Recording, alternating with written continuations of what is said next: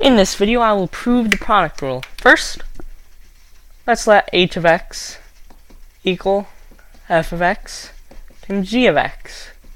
And let delta h of x delta x equal f of x plus delta x times let's write it as h of x plus delta x minus h of x, and do that for f of x and g of x as well. So now let's look at what h of x plus delta x is. Well, it's going to be, of course, f of x plus delta x times g of x plus delta x. Right? From definition of h. But I'm going to rewrite f as f of x minus f of x plus f of x plus delta x. Right? And do that similarly for the g of x. Now if you look at that right there is f of x plus delta x minus f of x. So what do I get out of this? I get f of x plus delta f. And I'm not going to write of anything, just because it's implied. And I'm also going to have the same thing for g. G of x plus delta g. Right?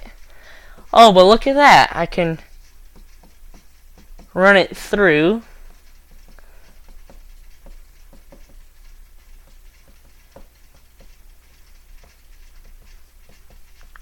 Like that.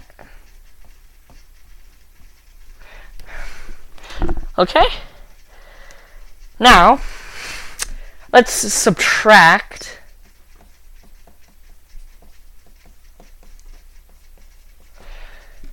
h of x from this. And you can see right there is h of x. And that goes away. And we're just left with delta f times g of x plus delta g times f of x plus delta f delta g. Now that's going to be very important. I'll leave that right there. Now, that right there is delta h. And let's do the derivative. The limit as delta x goes to 0 of delta h over delta x. Okay? Right up there.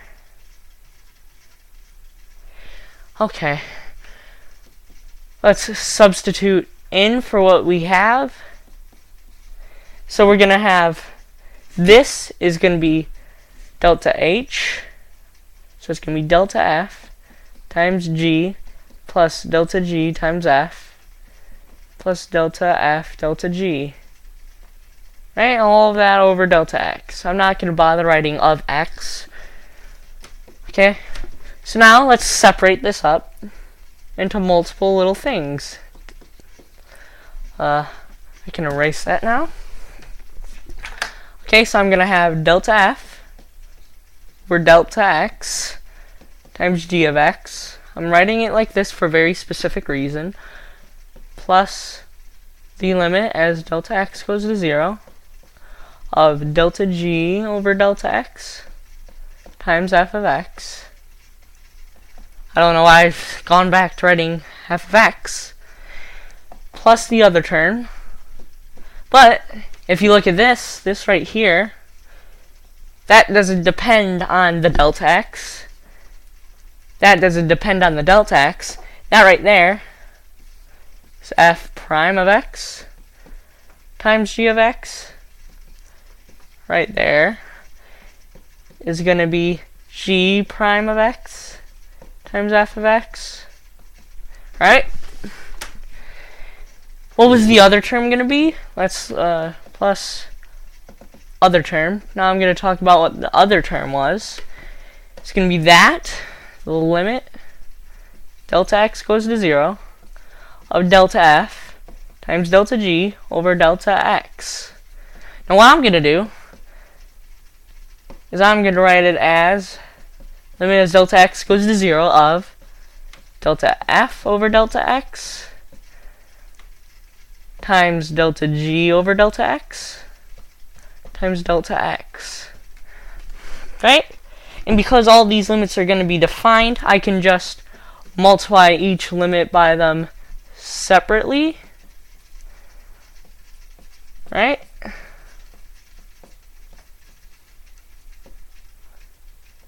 Right?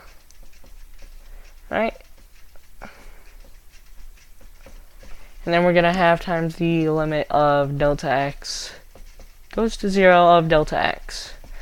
What's this going to be? 0. All these are going to be less than infinity. They're going to converge. So this entire product is 0.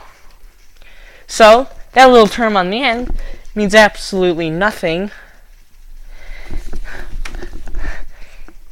And right there, right here, we had h prime of x, right? And right here, we have what we got out of it.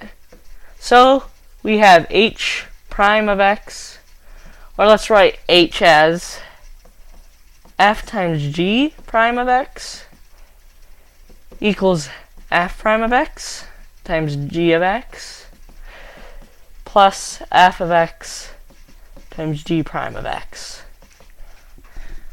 And we're done.